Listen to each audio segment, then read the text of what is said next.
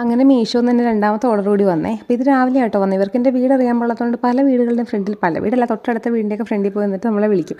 പിന്നെ ഞാൻ വീട്ടിൽ നിന്ന് ഓടി ഇറങ്ങി വന്നിട്ട് വാങ്ങിച്ചിട്ട് തിരിച്ച് വീട്ടിലോട്ട് വരുന്ന സീനൊക്കെയാണ് കാണുന്നത്. അപ്പോൾ ഞാൻ കുറേയൊക്കെ കട്ട് ചെയ്ത് മാറ്റിയിട്ടാണ്.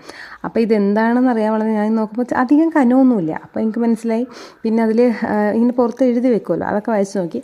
അപ്പോൾ ശരിക്കും പറഞ്ഞിട്ടുണ്ടെങ്കിൽ ഇത് ഞാൻ ശംഖുവിന് വേണ്ടി വാങ്ങിച്ചതാണ് കേട്ടോ. കാരണം അവർ പെരവെച്ചപ്പോഴത്തേക്ക് ഈ കീ സ്റ്റാൻഡ് എന്ന് പറഞ്ഞ സാധനം എനിക്ക് ഭയങ്കര നെസറി ആയിട്ട് തോന്നും. എന്ന് വെച്ചിട്ടുണ്ടെങ്കിൽ കീ എല്ലാം കൊണ്ട് തോന്നി വഴി ഇടില്ല, അതെനിക്ക് ഇഷ്ടമല്ല.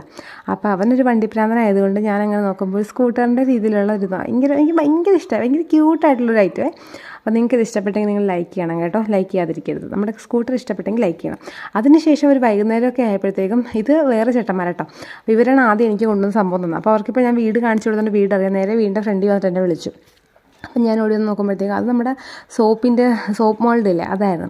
അത് നമുക്ക് മനസ്സിലാകും സോപ്പ് മോൾഡാണെന്ന്. പിന്നെ അവർ വിചാരിച്ച് ഞാനല്ല ചിന്നു വീഡിയോ ഒക്കെ എടുക്കുന്നുണ്ടപ്പോൾ അവരടുത്ത് ഫോട്ടോ എടുക്കുവാന്ന്. പെട്ടെന്ന് തന്നെ ചേട്ടാ ഹെൽമെറ്റ് ഇങ്ങനെ നോക്കിയിട്ട് പറഞ്ഞ് ഫോട്ടോ എടുക്കുവാണോ എന്ന് ചോദിച്ചു. അപ്പോൾ അല്ല, ഞങ്ങൾക്ക് യൂട്യൂബ് ചാനലുണ്ട് ചേട്ടാ, അപ്പോൾ ഞങ്ങളത് വീഡിയോ ഇടുന്നുണ്ട്. അപ്പോൾ ആ പുള്ളിക്ക് അവർ ചമ്മല് അയ്യോ ആണോ എന്നൊക്കെ വെച്ചിട്ട്.